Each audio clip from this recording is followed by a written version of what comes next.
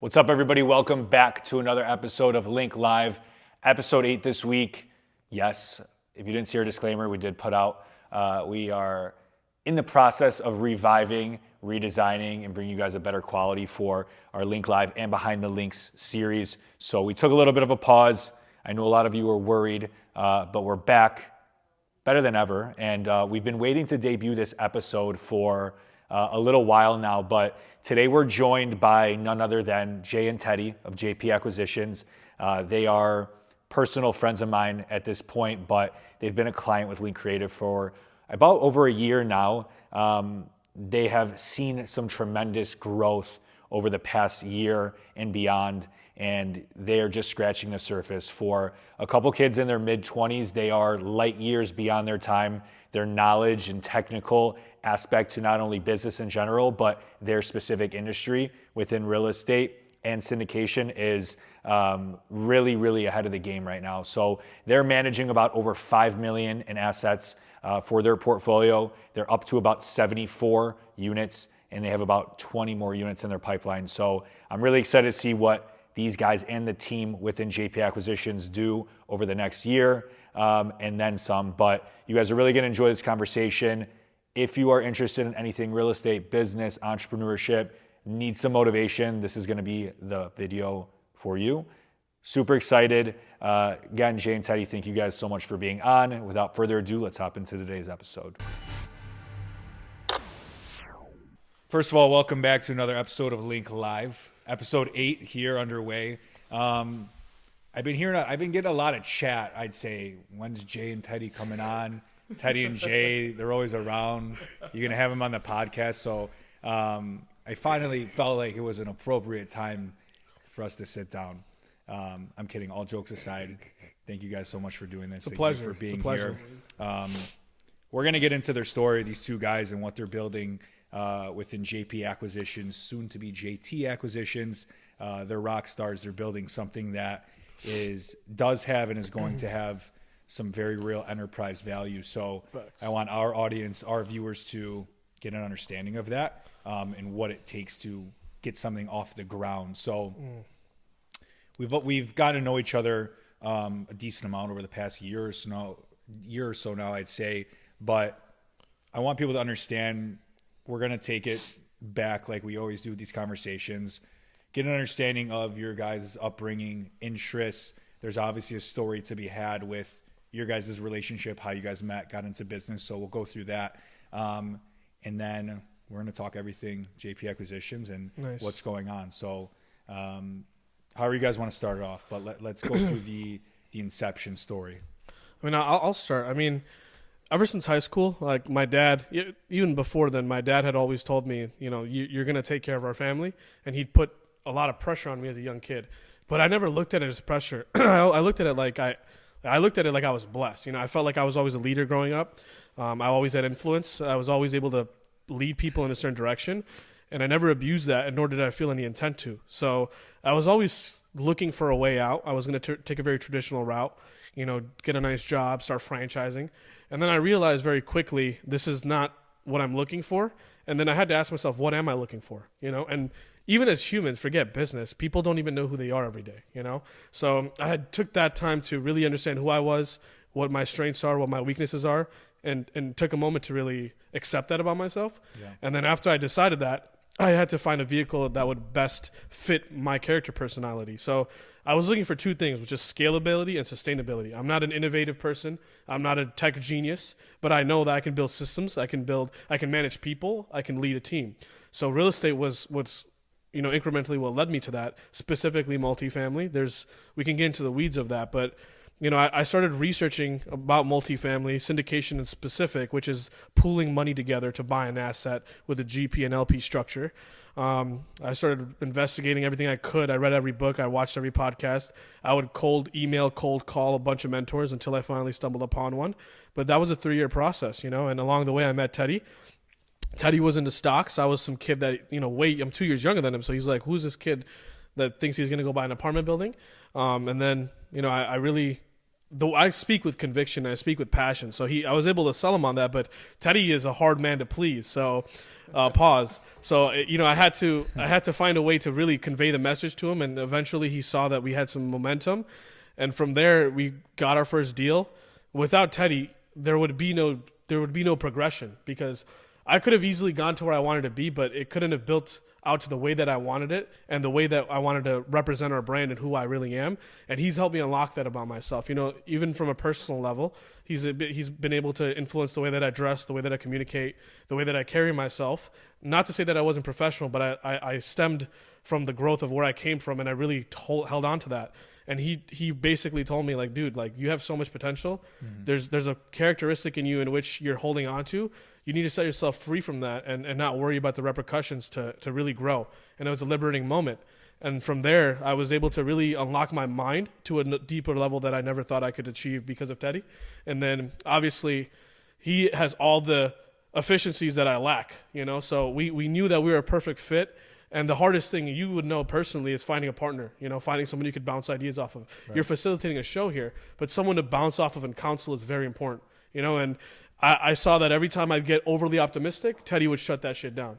I'm sorry, I don't know if we're allowed to do that here. Yes, but all you want. And then it would be the opposite in terms of certain things. So Our trajectory was natural, and I never knew Teddy before, like, into that level. But it was the way his principles were, the way his foundation was. It was very clear to me who I wanted to partner, and every single day we spent together, it was more evident. Nice. Yeah. Let's shift for a second, Teddy. Talk us through a little bit of your upbringing, sort of some of those early things that maybe influenced you throughout your childhood and kind of led you down this path. Yeah, I mean, I don't think I could talk about it properly unless I give credit to my pops. So, I mean, my family comes from a communist background. I mean, they would literally be cooking in the bathroom. So it's like, that's how bad things were, bread lines, all of that. He was homeless for a long period of time, ended up being a successful entrepreneur in his young 30s. I mean, he had to stop. He didn't have to work a day in his life anymore. Fast forward when we moved to close by New York, and then fast forward again to 2010 when we moved to Chicago. Throughout that time, I was like bouncing around a lot of different friend groups, trying to figure yourself out, like Jay was talking about.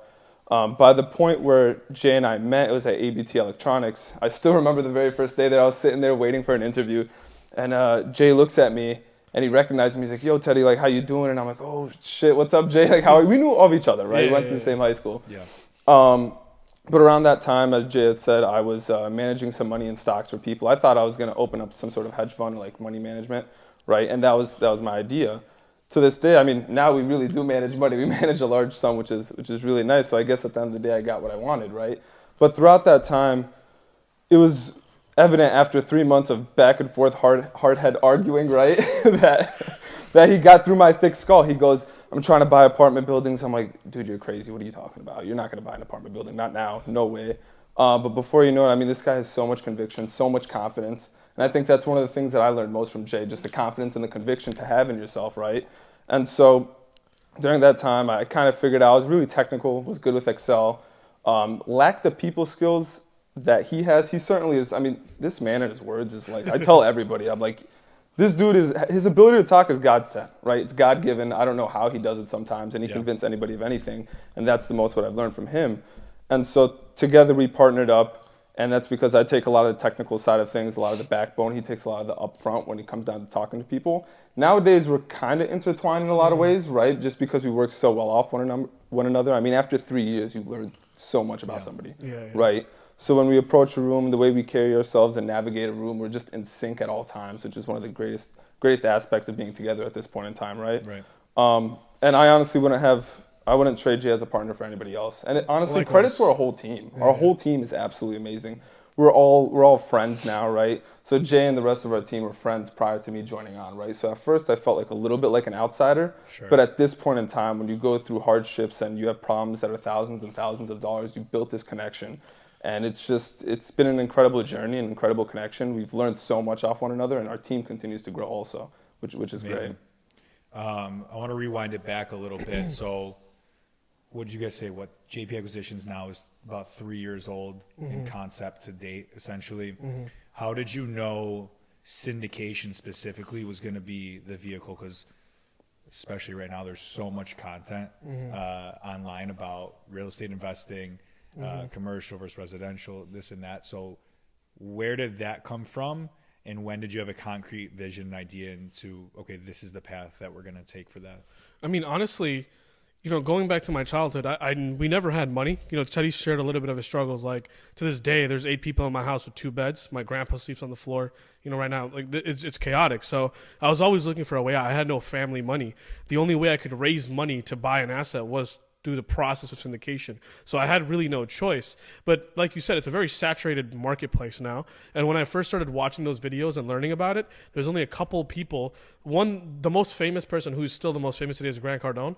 And I saw myself a lot like Grant Cardone because I'm not the brightest guy in the room.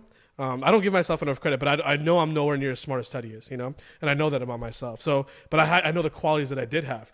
But Grant would be writing on a whiteboard, just like the one you have there, and make mistakes with simple math. So I'm thinking, this guy's a big portfolio. I could do exactly what he does and be actually more professional because he kind of carries himself how he carries himself.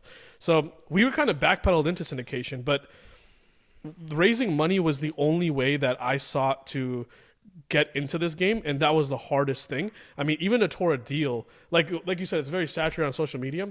I'd like to challenge anybody who thinks that they're reading. I've had tons of people that reach out to me that'll take this mentorship, do this, pay $40,000, $60,000 for a mentorship. I didn't pay for any of that. I have applicational skills. I have balls. Yeah. If I read something, I'll go do it.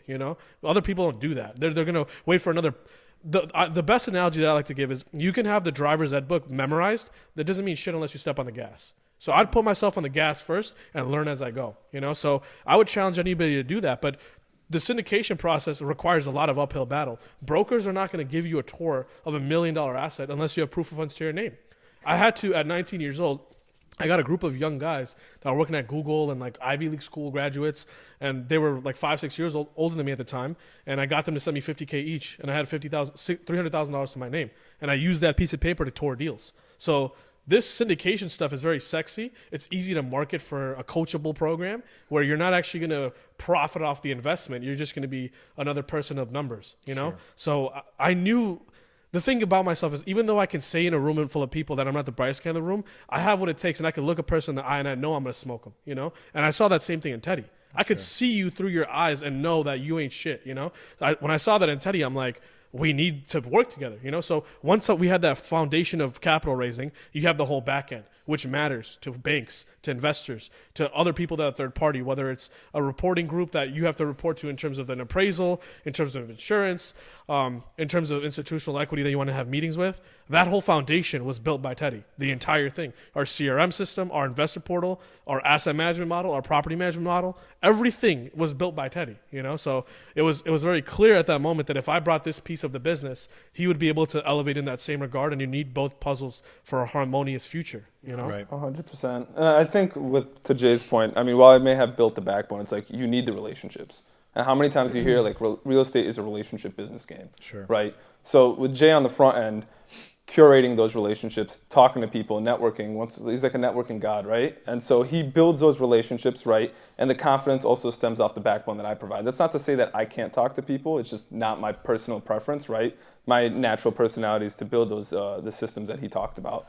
But what I loved about real estate, and I think one of the reasons why we both got into it, like you said, you got Grant Cardone drawing up these equations, these simple, super easy equations, and still mess it up. But he goes, man, I could do this, right? Yeah. And what I love about real estate and what we both love about real estate, it's a simple game, right? You got rental income coming in, you got your expenses, you got your debt, and then boom, you're at the bottom line, right? It sounds simple, but in actuality, when you got to go and actually pivot through a business plan, make sure, and on our end, when we're doing our internal property management, to do that and to curate those systems, to talk to the tenants, to build the confidence to do all that is incredibly challenging.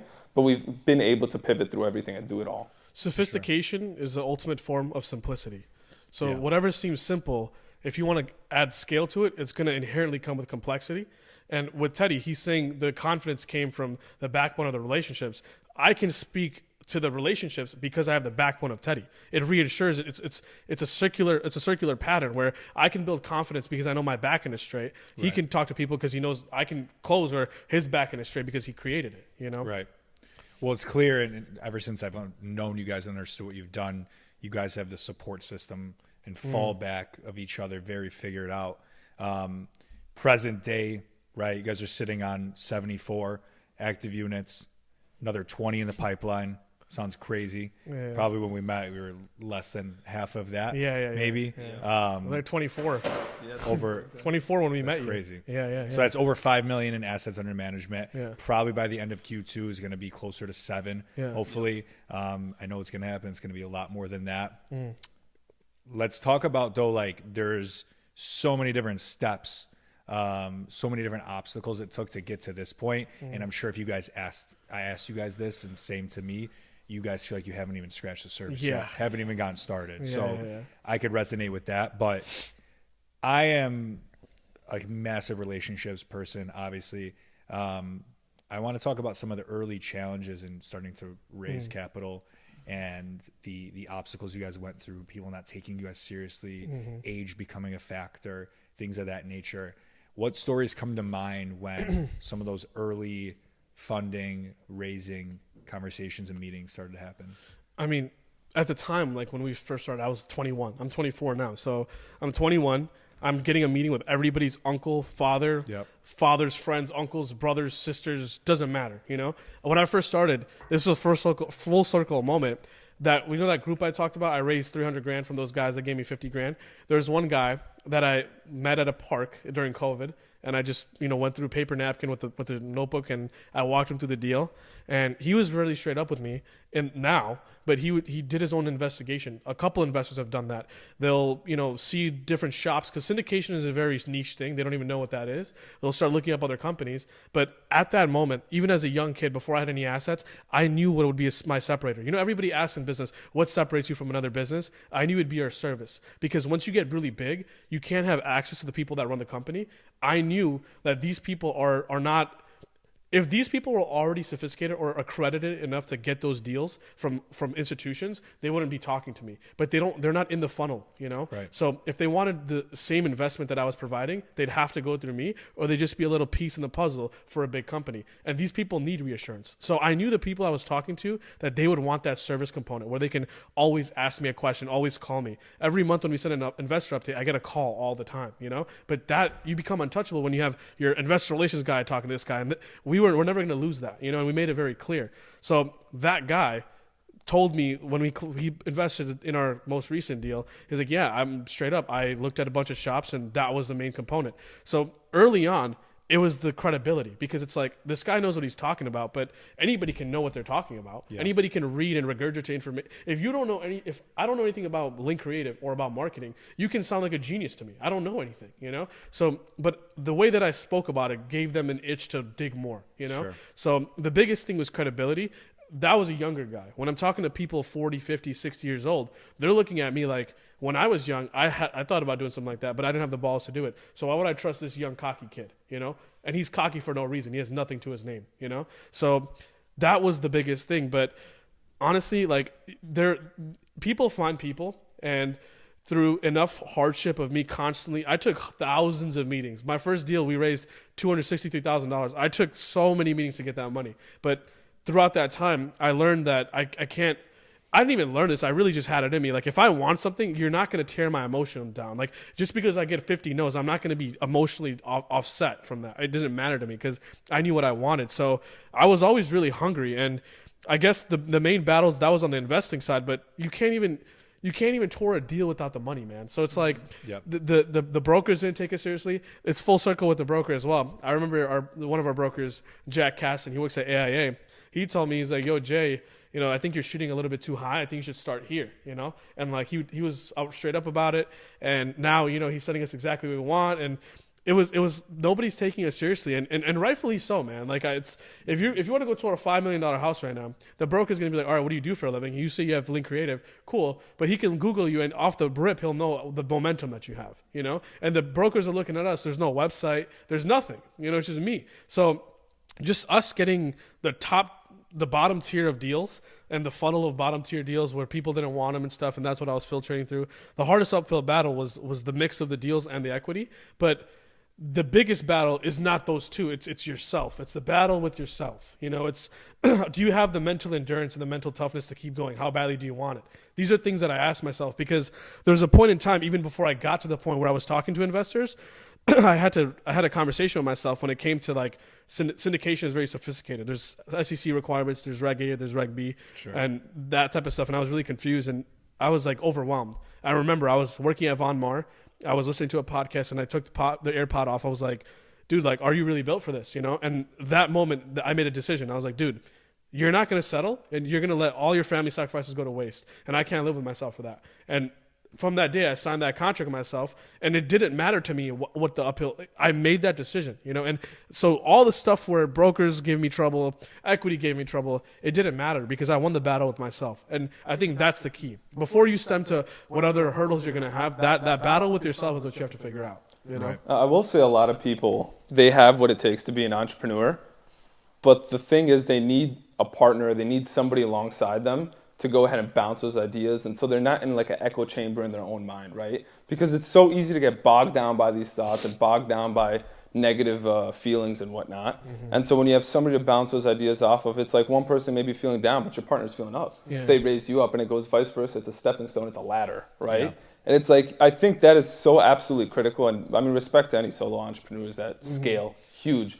But if there's anything I realize, having a partner is such a huge thing, and it's a big key. Right? But to speak onto the investor side of things, I think what we realized really early on is like anytime an investor had a question or you could see something in them that we were missing at the moment, we had to work to build that right away. So when he was talking about, for example, like the website, boom, built the website right away, right? Get a sophisticated logo going, start marketing with you. We started marketing really early on, like at 24 units we started the marketing, right? And now we're seeing this investor funnel just blow up at this point, right? We're having people reach out to us now in order to start making these equity investments, which is absolutely crazy. So it's a full circle moment that way as well. But honestly, that goes a long way though. The branding. At first, like we talked about this early, I don't have a car shop. I'm not going to see conversions to allocate how much link has been impactful to me. That's not present. But the amount of people, even my investors, like they'll see us on Instagram. Oh, you guys are pre-leasing units? Like I don't see that in the investor update. I'm like, well, there's no reason to because it's a synopsis of the deal. You know, we're not going to get to the nitty gritty. But that gave them another funnel to see our operations, see the people that are running the show. It gives them a comfortability level. But on top of that, it builds our brand, bro. Like there's been so many times I'm just at the gym or I'm just walking out and about, and someone would be like, "Yo, aren't you JP Acquisition?" I'm like, "Yeah." And I went to school one day, and this guy asked me that, and it's kind of cool because even though they don't have any influence of investing in my company, I know people are talking about it, and this business and whenever you're raising money, it's about money. And it's about money, it's going to be people. Like you can put $10 million up for marketing. It doesn't matter. If your boy tells you that you should invest here, you're going to invest there. You know, and that branding presence really helped, you know? For sure. Yeah, I think what we used to talk about, your guys' job through social is to make people, yes, gain an understanding of what you do, but make them feel comfortable. Yes. Especially when you're talking about complex terms, complex deals and stuff like that.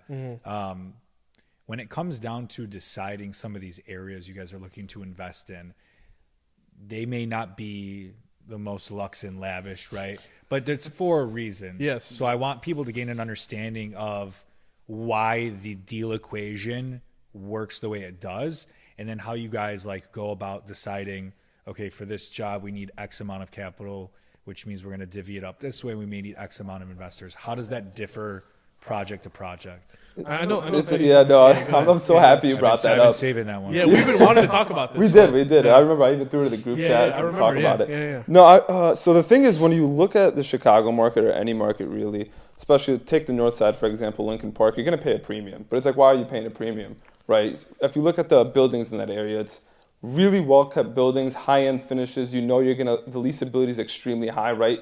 There's a premium to pay for the flashiness of it, right? We may not think it's flashy, but really if you look at the whole world, that's a pretty flashy asset. So you're going to be paying these higher price per doors. And when you jump into the numbers and you look at the numbers, nothing ever really makes sense. Two things. One, you're going to get crushed by insurance and taxes, right? And interest rates. And interest rates also. But two, there's really no upside in terms of the rent that you can charge on these units, right? What happens is typically there's large firms or out-of-state buyers or mom and pops who hold the asset, and all those people maximize the value, so there's no juice on the bone, right? When you go over to the west side, and I'll tell you exactly what we target, we're targeting these tired landlords. I mean, people that we bought our 38 unit portfolio off somebody who's 80 years old, right? He's like, I'm just tired of this. I don't want to deal with this anymore. You're not dealing with the most sophisticated tenant base, right? Sure. And there's a ton of headaches because they're older buildings and they're not kept up very well, right? So you're going to be paying that lower price per door. What we do, and we found our Blue Ocean strategy with our first acquisition, the 8 unit, and it was full Section 8, right? And we realized, we stumbled upon it, which is the beauty of it. We came in there and we realized, okay, we can go ahead and just submit rent increases across the board. Submitted them and we're like, holy shit, you can get these crazy rents, right, that you can get on the north side, but on the west side, and you're paying a lower price per door. So on one end, you're paying less per door, you're paying less for the asset, but you're getting higher rents than the north side, right? Mix that up with the fact that we manage our own properties, so then now you have even more efficiencies because we can choose whatever we're targeting or whatever we're paying ourselves on the PM level. And typically at the start, we didn't pay anything for our property management because we had to prove ourselves. So nowadays we're targeting anything between like 75 to 85 a door. Average rent we figure out is right around 950 typically for every single asset. Our portfolio is 875 average rent, right? And now because we have all our assets are literally within like a 3-minute drive max of each other. So we know exactly where expenses are going to shake out. We know we have all our contractors ready. So when we're plugging in the numbers into the system, it's gotten to the point where it's really cookie cutter. And almost every single deal on the west side pans out well. But the reason why we don't, for example, go on the south side or areas that are a little bit more difficult is because there's inherent safety concerns in there, one. But two, we also can't really afford to go all the way out there from the area that we're operating right now. I think a summary of this is the houses in Lincoln Park or the assets that are in nicer areas, it's all a proponent of risk, right? And the risk is measured by the certainty of the building. If a building is amazing, it's structurally great, the tenants are great, the finishes are outstanding, there's less risk in the deal, so there's less reward. As a real estate rehabber or syndicator or someone that's forcing value, there's two types of ways to make money in real estate: forced appreciation and market appreciation. Market appreciation is less risk, less reward. Let time do its thing. We force our appreciation, which means we're not going past the market. In Lincoln Park, if you buy a building and the rents are $3,000, they're not going to go to $3,500. But we're buying a building where the rents are $1,000, the market's at $1,700. So we're forcing appreciation by getting an outdated asset, dealing with all the deferred maintenance, all the headaches, all the components of the building being older, fixing those, and we're forcing the appreciation by creating value because this was a neglected asset. You know, somebody that bought a building 30 years ago that put X amount of money into it, like you said, the budgets of it, he's not going to have that budget for the duration of the deal. So once he cannot no longer sufficiently handle the asset, there's an opportunity for the next person, you know? Got it. So it's very simply put like that. Another reason that we invested in the west side and not the south side is density. When it comes to the overall population, when you're in the south side, there's a segregation. Whereas with the west side, Oak Park is right next door, you know? Humboldt Park is right next door. If you go more west, you're in West Loop. If you go more... It's very simple. The density is there to match the job. Like, it's like a suburb. Moore and Grove, Niles, it's all a conglomerate, you know, where the populations that work in Moore and Grove might live in Niles. So a lot of people that work in Oak Park live in Austin, you know. So the density reinforced that also to the investors of the stability of the job growth, population growth, or even just the stability. Even if there's no growth, you know there's going to be density there. Right. You know? I will also know one last important thing. There's a real big difference versus if you're buying an asset yourself versus if you're a team and you're a syndication company like us. Because at the syndication structure, you have to split your profits, right? So there has to be enough meat on the bone to actually serve the profits of both parties involved, right? Your investors as well as us. Versus if you're a single investor by yourself, you're taking care of all the profits, right? So you don't necessarily need a deal that has a ton of juice on it if you're fine with collecting, you know, XYZ percent, which is honestly typically smaller than what we can even give investors, right? So let's say in this case, you guys secure a new deal on the west side. How does the process start when you're like, we need to raise X amount and we need X amount of investors? What are those conversations I look think like? I think Teddy can go into the details of it, but for me, whenever Teddy sends a deal, he'll underwrite the deal. I'm looking at it very simply. What's the total capital raise based off these components? What's the average rent? Okay, the average rent is this. I already know I'm going to get the upside. What's the condition of the units? Typically, on a great deal, I can tell off the pictures, 6-7K a door or 10-12K a door. Easy. And then from there, let's say you have 10 units, you're going to put 10K a door, $100,000. I'm going to raise $100,000, add another 20% in contingency. If you know anything about construction, there's going to be change orders. So add another 20 grand buffer, conservatism. Then you have your closing costs, which we inflate as well by about 10-15%. Then you have your acquisition fee, which we pocket. And then overall, you just have reserves throughout the duration of the deal. With that those three components, you know right then and there what your raise is going to be, and you can break down each item. So for example, Teddy will look at, okay, if we have X amount for closing costs, what are the line items that cost is being allocated to? For the CapEx budget, what is the exact, and the bank wants to see that, you know? So when I'm raising money, I just need that foundation right there, and I can sell the deal to investors, and it's a very simple process. If you showed me a deal and you showed me the pictures, Teddy and I, without looking at the model, can tell you how much we're going to raise, just off the experience of it. For you sure. know? Yep. And I think also another point of that is like what I always preach is like don't bite off more than you can chew, right? So we're not going to go to like Gary, Indiana out of nowhere when we don't have the infrastructure to do so, right? It just makes absolutely no sense. Hence why all our buildings are right next to each other so we can have that like operational efficiency, right? So at this point in time, and I'll get a little bit of what we're going to do down the road, but at this point in time, we're really focused on that $100 million West Side portfolio because that's our bread and butter. That's what's going to carry us through thick and thin, right? It's not like the stock market where right now Donald Trump hit us with these crazy tariffs. Everybody's worried, right? With our assets and our bread and butter, we're not impacted by tariffs unless construction costs aside, right? But you're still achieving those high-level returns. And so after the $100 million portfolio on the West Side with the operational efficiency, that's when after that we'll branch out to Indiana or maybe run a development play, or, branch out into more activities, right? Yeah. And that's what we're going to be doing down the road, though. Aside from capital, what are some of the main factors, attributes in these investors you're looking at? Like, do you care? I do. Do they need to be strategic at all? all? No, I do. So there's two types of investors, right? Actually, there's three types. There's one that just trusts you, or they trust somebody that trusts you. So if you invest $100,000 with me, and then I do you well, and you tell your boy, he trusts you by default. He doesn't even care to talk to me. I have plenty of those investors. The second investor is he himself knows that he's not the most savvy, and he's very, there's no ego. He knows himself, and he knows if I want to achieve this is the best path to do it, and they trust us, and they'll ask us very comprehensive questions, you know? And then there's a third investor, which is the one that's going to call you every meeting. I had 12. Let me give you an example. There's this one investor that gave me $120K for a 30-unit deal. I met them 12 times. 12 1 to 2 hour meetings before he gave me $120,000. But people will be like, oh, why do you want to go through that hassle? That guy knows now exactly every single component of our model. So if I send him a deal and I'm like, hey, do you want this deal? I incentivize him perfectly as well.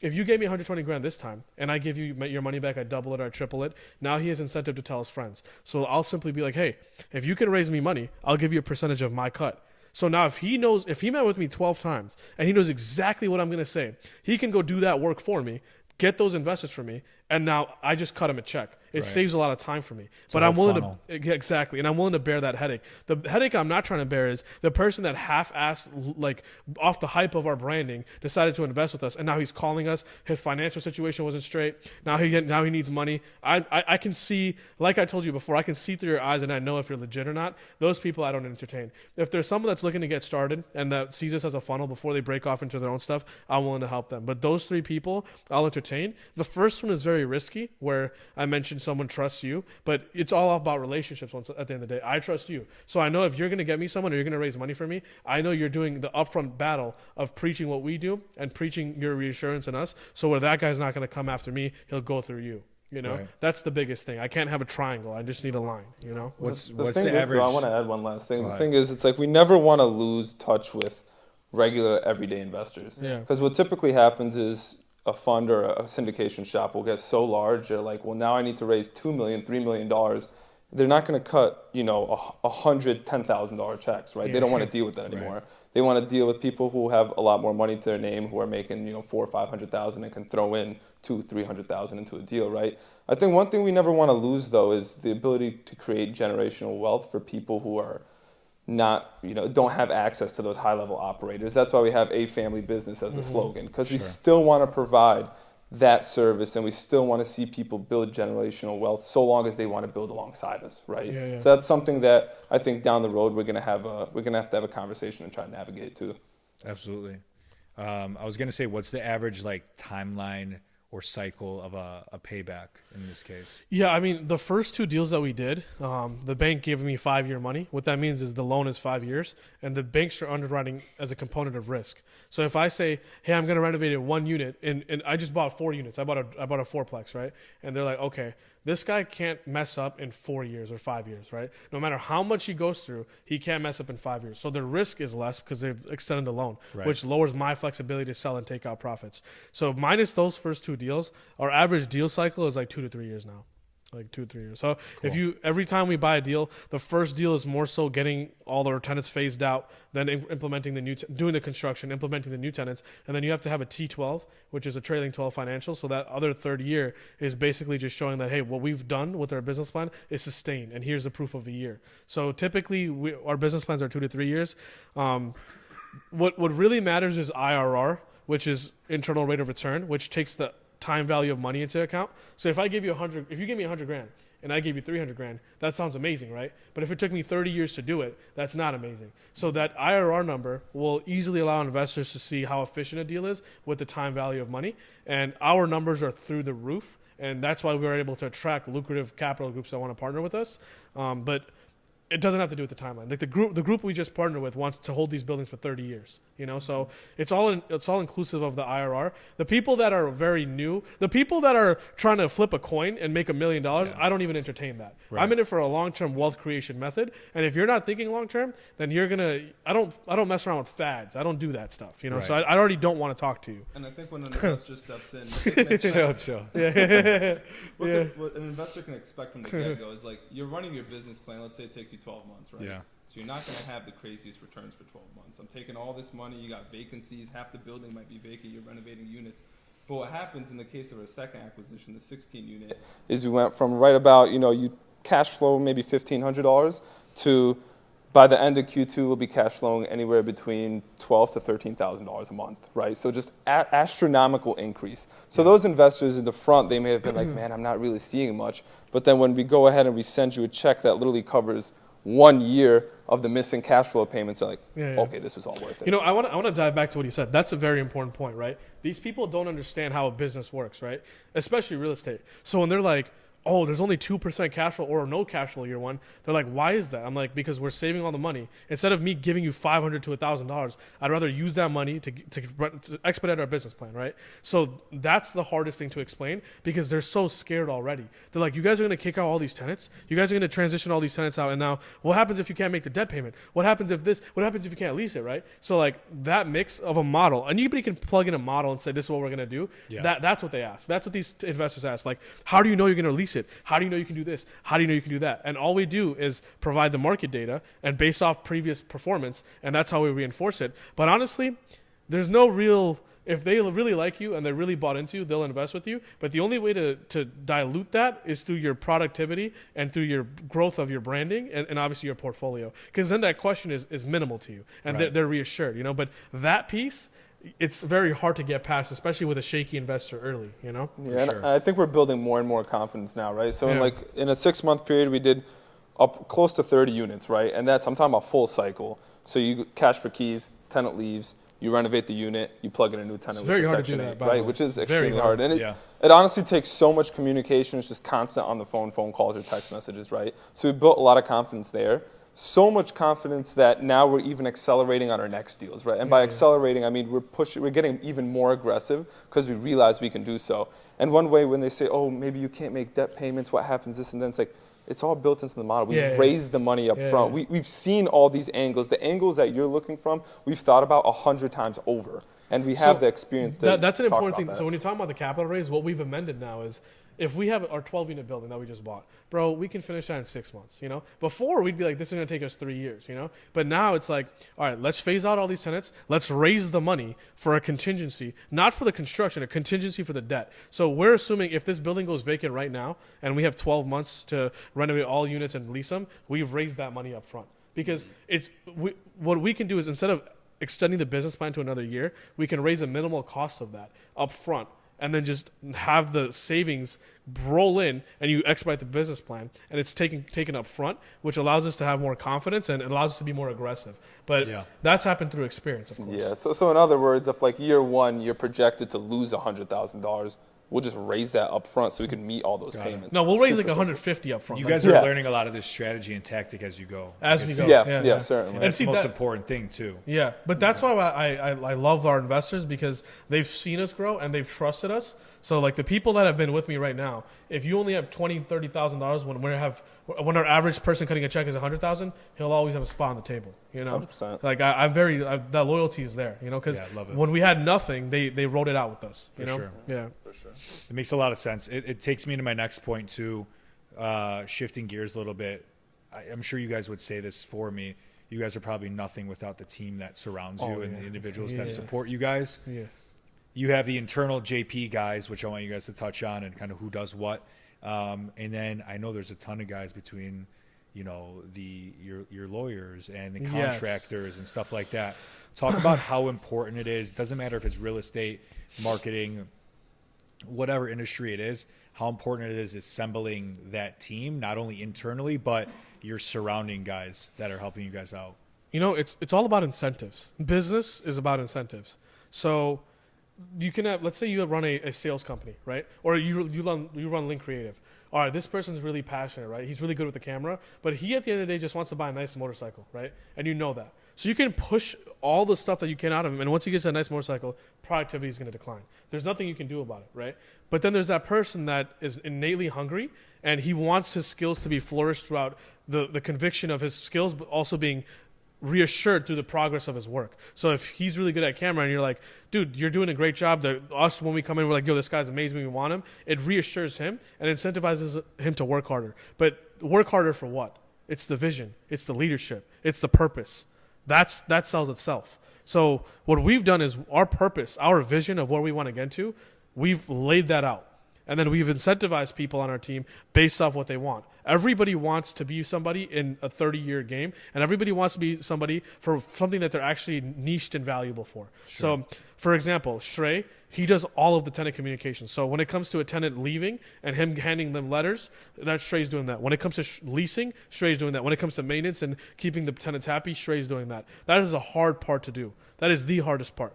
The construction, anybody can go manage construction, right? But then it's the quality control because you can get used to things, right? So if this GC's been doing good for you for the past 2 months, and you stop checking up on him, his productivity, his overall time and commitment will decline because he knows we're just passing checks. George does a great job of quality control where he's on top of our guys, our vendors, and he's able to, in an emergent situation, pull vendors from a Rolodex, which we've built. And the Rolodex that you've mentioned is different from the business side and then the operational side. Yeah. So George is empowered with that fully, and consistently, time and time again, he's getting outlandish quotes. Michael does that as well. Michael has a construction background with his father, so Michael's running all of our maintenance, running all of the stuff that George can't do in terms of physical, adaptations to the building to make the tenants happy. And then Shiv and Deep, those guys help a lot in terms of capital raising because those two are mainly are pieces where they're external to our company in the sense of they don't have to be in the operations, but they're Rolodex of people that they know and the amount of people they influence every day. For example, Shiv has a Rolodex of a lot of people that he can talk to and gain money from. Deep has a lot of influence because every day he's cutting hair. So he's meeting high net worth individuals, people that are working, making $100,000 a year. So that's always being planted. And then the dynamic between us two. Teddy and I are always, back and forth, and rightfully so. And it's never egotistic. Like, if I believe this is green and he believes this is blue, we'll really believe that. But Kush will come in and be like, dude, it's this color, Yeah. And there's no more arguing between us. We respect Kush on that level where, facilitating a decision where both parties are coming to a common goal and want the best for that common goal, for the mission. But we're missing something. So Kush will come in and analyze everything from top to bottom. He'll talk to people on that are on the operational like, yo, you should go out and talk to this guy. He's feeling like a little down. He's not being he'll be our ears everywhere, and he's uniting the team on the back end. He's having little conversations with everybody in the team, gauging how they feel, if they're down, if they're up, and he's able to relay that over to us when we most importantly need it to make a decision, But when it comes to the back end of things, we had a lawyer, that our first ever lawyer, our real estate attorney, and then we had then we had an SEC attorney, and both of those were in one shop. So those guys were charging us outlandish numbers, and we didn't know any better. Like, how are we going to know any better? Because this is our first step into the game. So we don't know any better. We're just paying the rate that they pay. Terrible communication. If I call them, they don't answer. If I text them, they don't answer. If I email them, they don't answer. All that stuff. Through my mentor, I was able to get Frank, who's our lawyer now. Man, that guy is amazing, and he saved us thousands of dollars. But on top of that, he's given us critical advice where we'd be nowhere without it, And the biggest thing is the relationship, because I remember we had something going on recently, and I was like, "Hey Frank, if you need to bill me for this, it's fine." He's like, "Jay, we have that relationship. You're a close friend of mine." This guy's like 60, but he's like, "You're a close friend. We're friends. Like, you don't have to worry about that, Yeah. Juan, our CPA, his average client is cutting him $100,000 check. We cut him like $5,000 last year. But he's like, I'm betting on you guys to be where you're going to be in 5 years. I'm like, 5 years? That's kind of disrespectful. I think we can do it. I said that to him. We started laughing. But everybody that we have on our team that's a Rolodex on the back end, Matt Bowker. Oh, my God. Matt's getting us insane terms from the lending side. So, like, a lot of it is like, Matt will be like, "Hey, I have these young group of guys, and they'll want to meet with me. The bank will want to meet with me, so I'll meet with them. I'll have lunch, I'll have dinners, whatever it is, and I'll sell them on it. Like, there's no way if you put me in a room, there's no way I'm not selling. I really believe that. Yeah. So to give you an example, our 38 unit, our largest deal ever, we had to personally sign off, like write off and guarantee $2.1 million, right? We only qualified on paper with all of our net worth, all of the people that we have signing off, $1 million. There's $1 million of collateral that was unsigned off on, but I had like 6-7 meetings with a guy, rest in peace, his name is Brian England, he died. He took a chance on me, man, and I was able to sell him, and like that type of stuff doesn't happen without great people, and people meet people, so if you're putting out the right energy, you're putting out the right product, you're putting out the right utmost effort every day when you wake up, the energy will naturally gravitate towards itself. I think also we look for other people who have the same morals and principles as we do. Yeah, so truth is definitely one, constant seeking of education, trustworthiness, and these three things honestly is probably the biggest things of what we look in the people that we work with. He's right. Yeah. But the thing is, you naturally outgrow people, right? So one GC may be good for right now, but when you go ahead and that person can only handle, call it 10 units, now suddenly you got to handle 50 units. It's like, I'm sorry, we're going to have to outgrow you, but we respect the relationship always, and we'll continue to use and be respectful to somebody else so long as it makes sense to do it at that point in time. But one thing that's kind of going to suck naturally as growing up, you have to let some of that dead skin kind of burn off, right? Yeah. Let some of the trees kind of die out, and then go ahead and switch out to new people. But the thing is, as long as you're constantly growing, as long as you're respecting other people, that's one of the biggest things. And you show that loyalty, it's just always going to be mutual respect, and we never want to lose that. Like, never. We're really a very principle-based company, right? Through and throughout. Sure. And that's something that we pride ourselves on. Yeah, to that point, like, my lawyer and my CPA were going at it one time, right? But they both were talking when I first introduced them about a problem that we had. They first had a small conversation. They both called me like, "Yo, this guy's amazing. Like, how do you keep finding these people, right?" And then we include the problem into the conversation, and now they're going at it, And I'm like, that's what we want.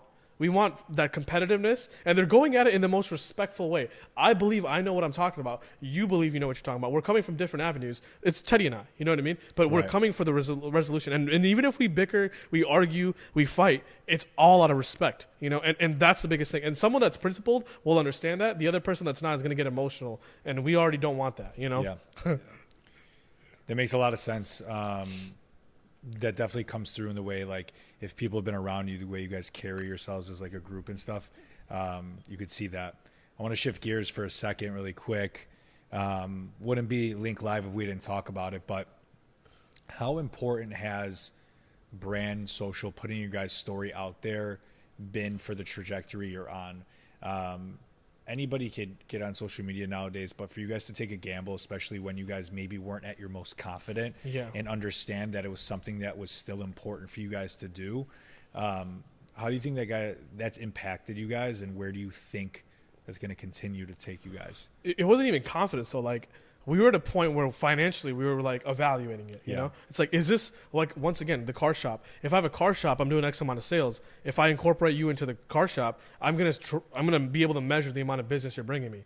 With you, it's like we're signing up, and you sold it the right way, in the sense that, hey, I'm going to be upfront with you. This is not a car shop. You're not going to start getting a bunch of investors, but you're building a brand, and that brand is going to serve you, And I knew that, and that's why we weren't upset about it. But for us, it was more so a financial decision. Sure. We were already confident, but it was that you know about it. It's like, who do I think I am to talk about this and this and this, right? Naturally, that's true, that was there, but it still is there, but not as much anymore, especially as we get external validation. But the biggest thing was the financial component, because there was no measurability of the output, But for us, like, you don't know this, this happened yesterday. Joey Tunzi, you know that guy? Yeah. Yeah, so I do. Guys like that. He's our appliance guy at ABT. He's like, yo, you know Link? I'm like, yeah, I know his cousin. Like, we're close. Yeah. That type of stuff doesn't happen unless we're collaborating, right? So Joey, who's a very ambitious person, will naturally come invest with us one day. I'll speak that into existence right now. For sure. So when we have all these different people talking and seeing us, it's like the constant reassurance of seeing us puts us into your mind, you know? There's so many influencers that I knew that would do like athletic stuff, and they would stop posting, and then I'd see them in person. I'm like, oh, I forgot about you. But our presence of constantly being there and the way that top of mind, you know? Yeah. And it's like we have real substance. So like, I don't want to talk numbers here, but we only have like less than 600 followers on Instagram. Bro, we're pulling thousands, like 2,000-3,000 views a video. And those are loyal people that watch us. And I've not one time asked any of my friends to follow my page, share something. Even the people that I'm close with that in my life, even if they don't follow the page, I don't feel any type of way. If you want to follow the page, you follow the page. But we're going to stay authentic to ourselves. And that authenticity will breed a loyal following in which we can capitalize off of. And this is not like I'm selling something in your benefit. This is a mutual beneficial relationship, you know? Yep. And that's been the biggest thing is branding, because even like on top of just like the outlook and of people seeing what we're doing, it's more so the reassurance of what we can showcase to people. So when they see us and they look at our website, they see that we have an official website, then they look at our Instagram, and you get a dive for who we are. You know, the About Us page can only tell us so much, but the way that we talk on camera sells it even more, you know? So, 100%.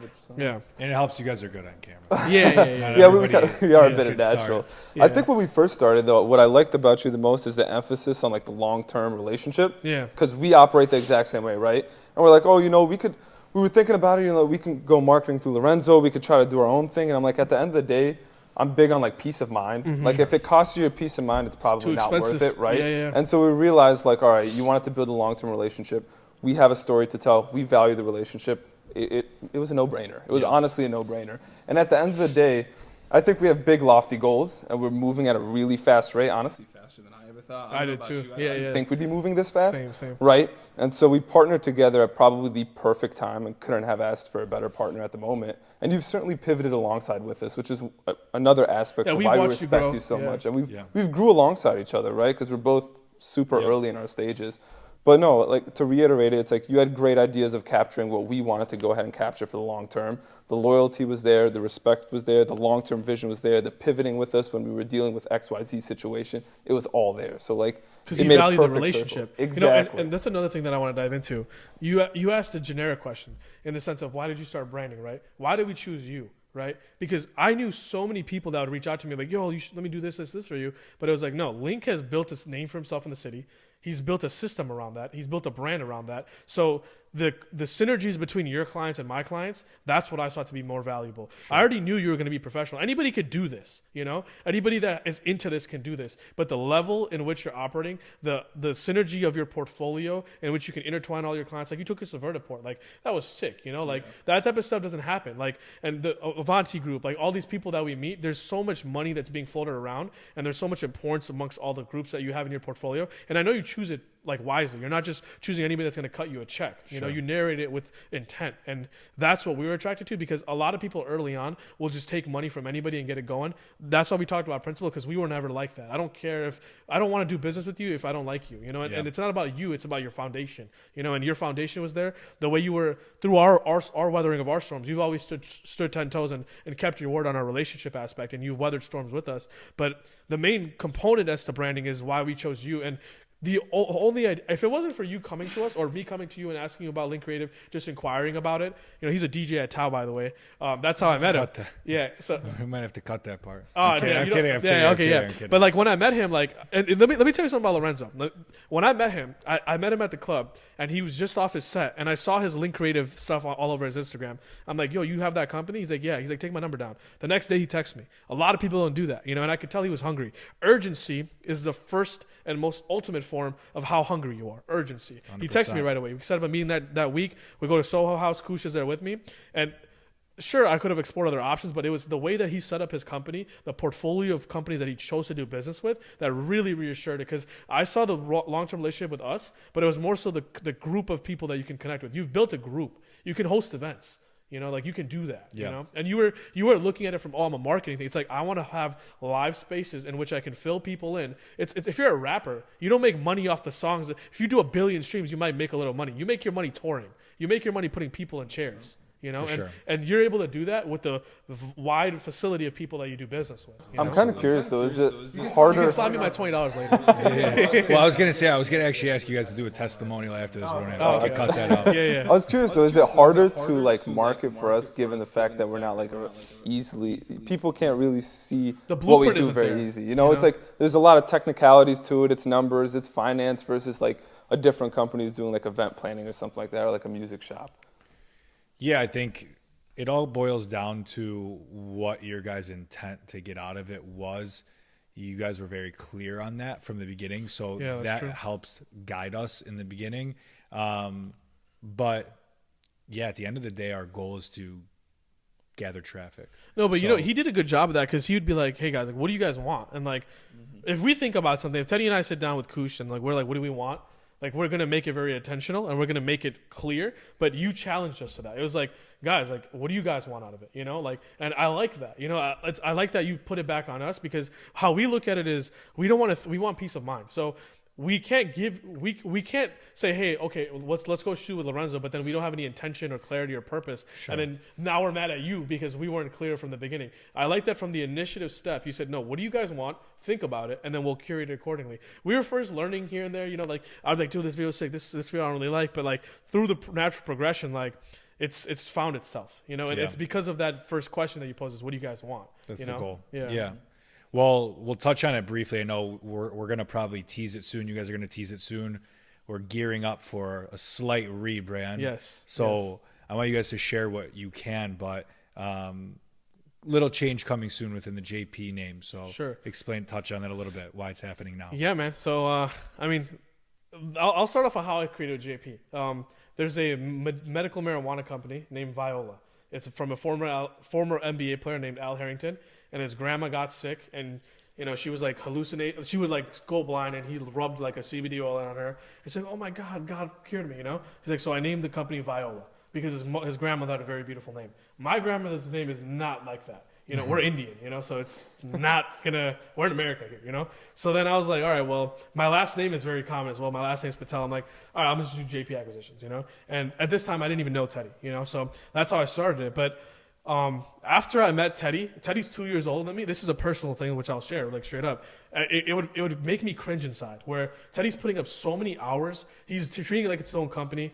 I was like, it makes me cringe that the fact that he has to tell his friends it's JP Acquisitions. It pissed me off, And I have no ego, bro. I don't care. I want to win, and I want to win with the people I care about. And I already know as a team, no one's fucking with us. Like, sorry, like. I don't care about my personal satisfaction or my personal gains. I know if you put my team against anybody's team, we're smoking them. No problem. Like, I'll bet that, Yeah. So, and that's a result of him, So as we started growing and I started realizing when I go to investor meetings and I'm able to raise $856,000, it's because the back end that Teddy created. And aside from that, my mentor told me when Teddy was asking me for equity, I was like, shit, like, I own this company. I asked my mentor, I'm like, this guy wants equity. How do I do it? He's like, very simple. How replaceable is he? It's not how skilled he is. How replaceable is he? Replaceability is a matter of when you leave out of here, who's still thinking about it? Who's still brainstorming? Whose impact is going to be noticed even if their skills are gone? And Teddy was undeniably there. And it was a mixture of both. And it didn't feel right to me to keep the name of JP Acquisitions. It just didn't feel right because, sure, I started it, but there's no exponential curve without Teddy. And, he rightfully so, he deserves his flowers, It was kind of interesting. One day I'm like, I don't know if I think I reached out to you, just random text. I'm like, hey, what do you think about rebranding the company? I don't know if that's how I put it, or if it was about like, I don't know if it was rebranding or if it was like, I'm like, I think I should get some equity. Yeah, One of that type of conversation. No, this was after equity. He's like, I think we should change the name. And I told him, like, I was literally just thinking about this yesterday. Literally yesterday. And then I sent him, he's like, let's do it right away. Yeah, and I'm just like, holy shit, that was interesting. About me, though. interesting. Like, how I can get people to buy in is because when I say something, I fucking mean it. Like, when I remember we had a dinner with the broker. And Teddy's like, bro, like, I want equity. I'm like, dude, let's do it tomorrow. Right away. I set the email up right away. Urgency, Well, at this stage, right, you got to act fast. Yeah. But we're wrapping up here in a second. I want to end on this. I want you to think back to like when you were starting.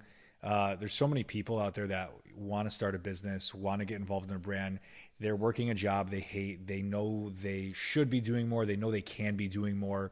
What would you tell that person right now? And think back to like when you were just starting. Drop some of that inspiration, some influence for someone. I always say the same thing, and I got this from Gary Vee actually. He's like, try as many things for long enough until you can figure out what the difficulties of that are, and then if you can swallow the difficulties of trying to achieve XYZ goal, doing XYZ thing, then you should probably go into there. But you have to test things out long enough, and you have to test out a variety of things to know what you actually want, right? Yeah. And also a lot of times, actually almost everybody, they spent so little time deciding what they want to do, right? Other people just start feeding things to them.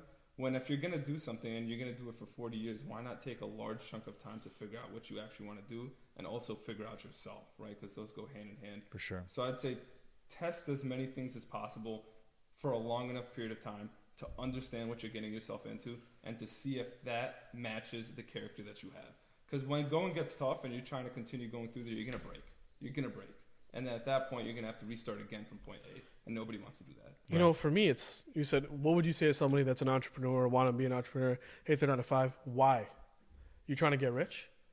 Because if you're trying to get rich, you're not going to get rich like that. Why are you doing this? Right? For me, I've always wanted to be lead a company. I've always wanted to own a company. I already knew I was going to be rich. That didn't matter to me. I knew regardless I was going to make it in life. But I wanted something, a vehicle, where I was able to set all my skills and exemplify them. In real estate, constant communication, constant leadership, constant pulling people on a string, constant infrastructure in terms of back-end paperwork. I like that stuff. I like legal things. I like structuring stuff. Like, I love that. Like, whenever there's a structural problem in terms of the legal side or the tax side, like, I love that, you know? And the vehicle for me to exemplify my skills was real estate.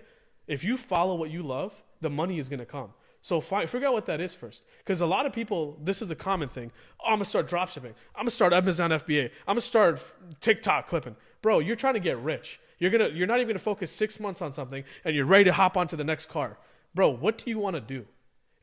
Why do you hate your job? What do you want it to be doing? It doesn't, and especially with what he said, you're going to break. If you're doing it for money, just because you have a skill set and you think you're good at it, when shit gets real, you're going to quit. But if you really love that, you're going to persevere through any storm possible because you love it. If you want to be a guitar person, if you love to play guitar, and if guitaring didn't work out for you, you're still going to play guitar, you know? So it's figure out that person will be more content than the person that hates his job, but he figured out what he wanted, you know? So for the biggest thing I'd say is, why do you want to do it? And who do you think you are to go fit into that role? You see what I'm saying? Right. So you got to figure out where your skill sets are and what you love. And I'm not saying if your skills are not there, you shouldn't do it because you can build those skills, but do you really love what you do? You know, if you love basketball, I love basketball. I don't love basketball enough to become, first of all, I'm not tall enough, but I'm not, you know what I'm saying? Like, you get what I'm saying? Like, if you love a car, I love cars, right? I'm not my boy that's running a car shop. I don't care about cars like that. I don't care about it that level, you know? But you have to figure out what you're willing to, this is kind of extreme, but what are you willing to die for? And if you're willing to die for that, the money will come, the happiness will come, and everything around it will come as long as you put your best foot forward every day. The way that I look at it, I don't care if you believe in God. I don't care if you believe you're atheist. You believe in the universal powers and the rocks and stuff like that. If you work hard every single day, that entity will meet you halfway. The harder I work, the luckier I get. God and grind, those two. That's the motto. I'll say this one last thing. I don't know if any of you will ever notice this, but this guy's really passionate. He brings a lot of the emotional. I'm just very hard, straight to the point. Yeah, right? yeah. And I think you'll notice that throughout watching this. Yeah, I'm kind of funny. I want to watch this. Teddy's cut and dry. Yeah. He's the jokes over here. Yeah, I mean, bro, yeah, dude, the thing about me is though, like, I won't even talk unless I want to. Like, if I don't fuck with you like that, I'm not gonna talk. I'm not gonna entertain it. But like, I'm the person that if I'm gonna talk into a conversation, I've heard everybody in the room, and I know that these people have the depth to talk about it. If I feel like they're just surface level, I'll just shut my mouth because it's not worth my breath. And that's something I had to learn, you know. But dude, if I'm dead tired, this is how you know you love something. If you're really tired, right? Like, I'll be zero sleep and I have an investor meeting. The energy is just going to come out of nowhere. My passion will speak for itself. So those days where you're working, are you willing, that person that you're talking about, are you willing to go home after a 9 to 5, an hour home in traffic, you're lulled to sleep, 6 p.m., hit the gym. Now you have 7, 8 till about 11 o'clock to really work on your business. Rinse and repeat, sacrifice family time, sacrifice friends, sacrifice everything. Go yourself in a tunnel, lose everything, and just on a basis of maybe making it. You have to love something to do that. Why do you think your parents came here from wherever they came from and sacrificed everything? Because they loved you and they're willing to put that all up. You see what I'm saying? Find out what you love first. Love it. You know?